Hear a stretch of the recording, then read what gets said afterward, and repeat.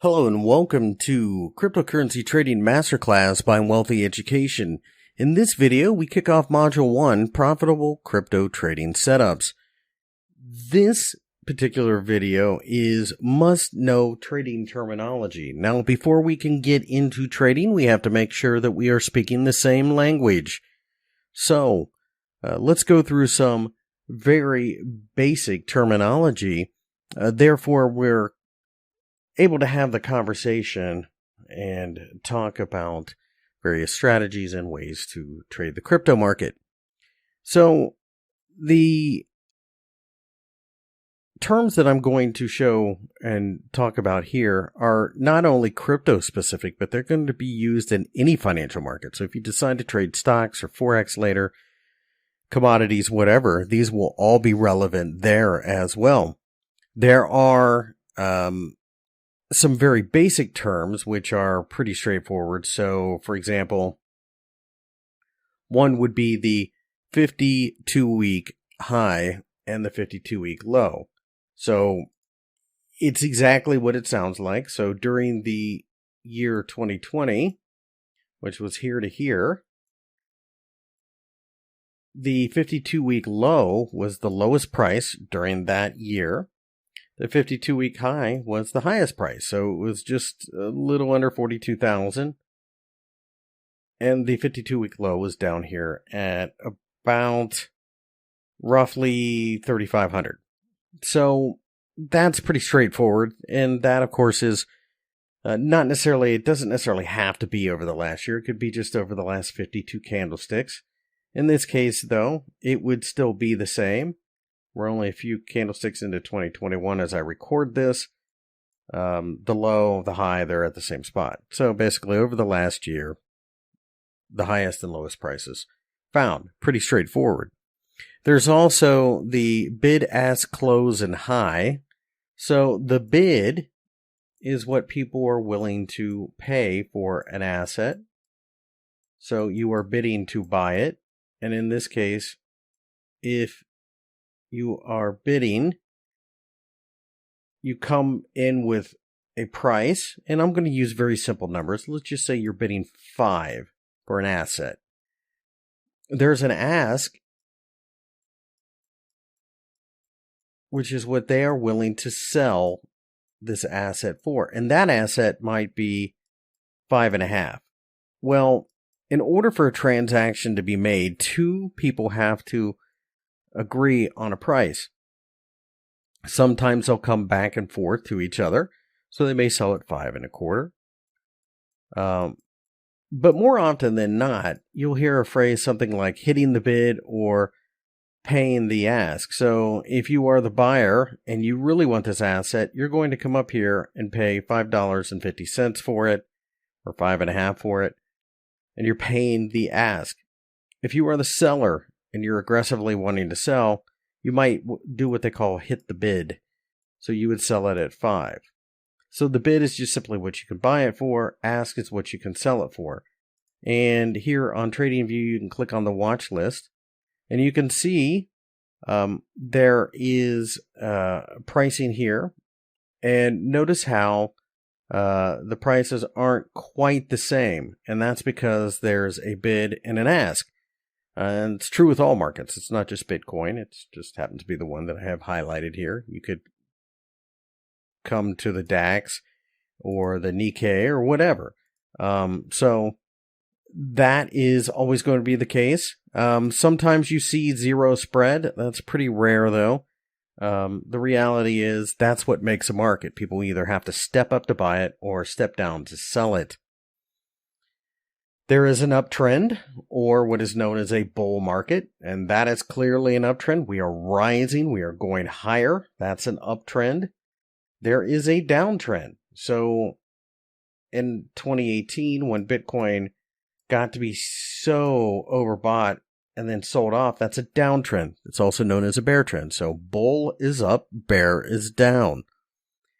There's, of course, sideways, which is really what it sounds like. It's just the market going sideways. A lot of times people refer to that as consolidation. So let me go ahead and go to a lower time frame. Let's go to a daily chart. So we've had a bull run or an uptrend, and then we just kind of go sideways. Well, sideways consolidation, it's kind of the same thing, really. It's just essentially that the market had been rallying, had been bullish, had been an uptrend, and then you spend a little bit of time consolidating your gains. Now you can go up or down, but when you go up, that's a continuation. Pretty basic stuff here, but these are things that people need to know. So, rally, consolidation, continuation.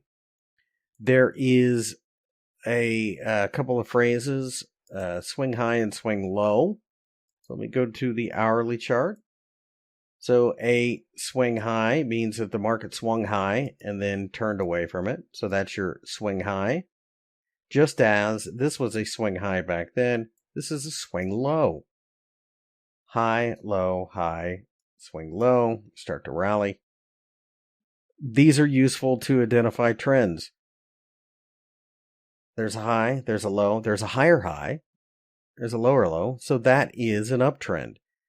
Granted, it's not always going higher, but when you extrapolate this out to, say, like a daily chart, a weekly chart, it begins to look more like this. There is also a phrase known as a bounce. So a bounce typically happens after a significant sell-off. So right here, you can see that it sold off and then it bounced up a little bit. That would be the exact opposite of something called a pullback. A pullback is what it sounds like.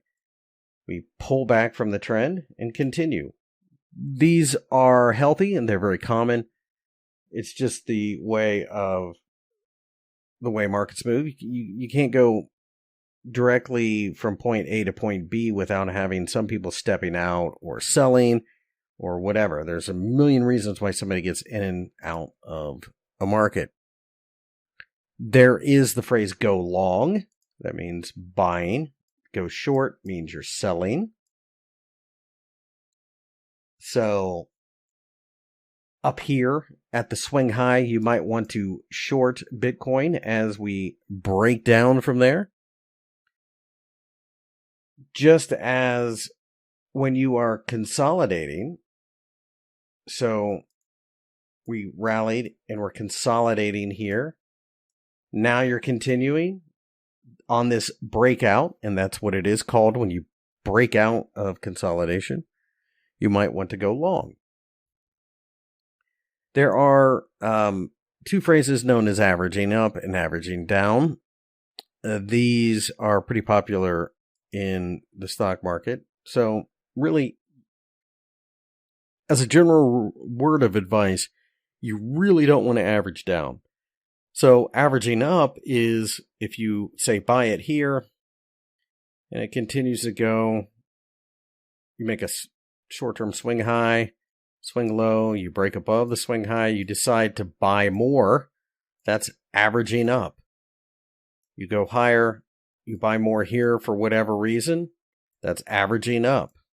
That is adding to a position that's working. Now, unfortunately, and this probably comes more from retirement account and longer-term stock market advice, there is something known as averaging down. So let's say that you are involved in Bitcoin here and everything is going fine, and then suddenly it pulls back. You buy a little bit more here.